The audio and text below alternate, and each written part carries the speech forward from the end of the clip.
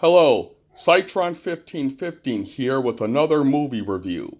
It's been a while since I've done my last movie review, but the movie I'm here to review today is of course none other than the latest in the MCU universe. Doctor Strange and the Multiverse of Madness.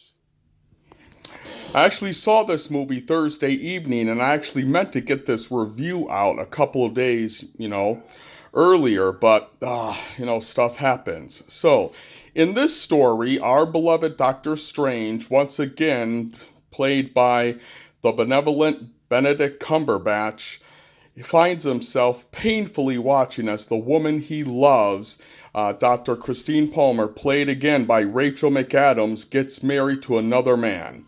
Unfortunately, all that's going to have to be put on hold when a giant Shumagorath-like being begins attacking the city. So as Doctor Strange and his assistant Wong, played by Benedict Wong, go to fight this creature, they discover that it's actually after a certain girl. This young teenage girl named American Chavez, played by Xochitl Gomez. And the story goes on from there. Now, here's why I liked about it. Great performances from the cast. Benedict Cumberbatch once again shines, has Doctor Strange, the Sorcerer Supreme he's supposed to be, but because of the blimp, that title went to Wong. And again, this new actress, Xochitl Gomez, she really steals the show as American Chavez. I loved her in all the scenes, and she was just the cutest thing I'd seen, since, I don't know, since Squirrel Girl and Miss Marvel. I wonder if they could put them all in a movie together. One of the most standout performances, though, is Elizabeth Olsen as Wanda Maximoff, aka the Scarlet Witch.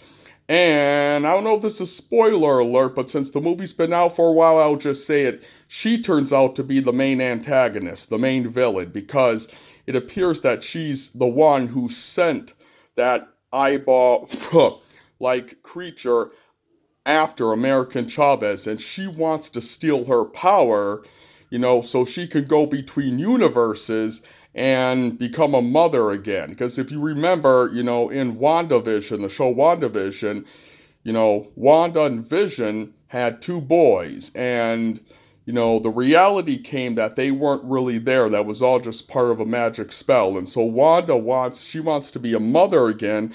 She feels the only way she can do that is to steal American Chavez's, alternate time going powers. And so what happens is American Chavez and Doctor Strange end up going through multiple universes, and Doctor Strange ends up meeting multiple versions of himself in each universe. But anyway, I love the performances, great performances. I also love the visual effects. The special effects I thought were mind-blowing. These MCU movies are starting to get known for their special effects. They're starting to become like Star Wars in a way.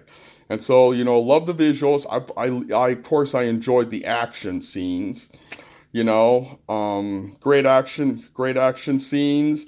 And then comes about 2/3 through the film, Doctor Strange and American Chavez come across the Illuminati. And with the Illuminati, you get some pretty interesting cameos.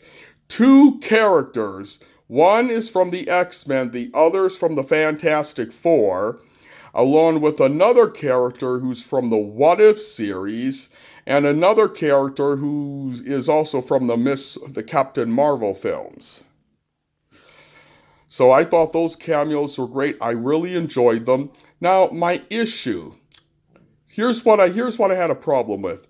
Seeing Wanda Maximoff as the villain. I mean, sure, it was entertaining, and Elizabeth Olsen does a great job of, bringing out Wanda's dark side and showing her aggression and how she'll stop at nothing to get what she wants. But it was just, all this time I thought of Scarlet Witch as the good guy. She was part of the Avengers, and she helped save the world. She fought Thanos, and it was just, for me, I had trouble just seeing her go back to being the villain again, like she did at the beginning of Avengers Age of Ultron. And then there is Baron Mordo, played once again by Chiwetel Ejiofor. And, last time we saw him was the very first Doctor Strange movie. And in here, I felt they could have used him more. His character felt kind of wasted.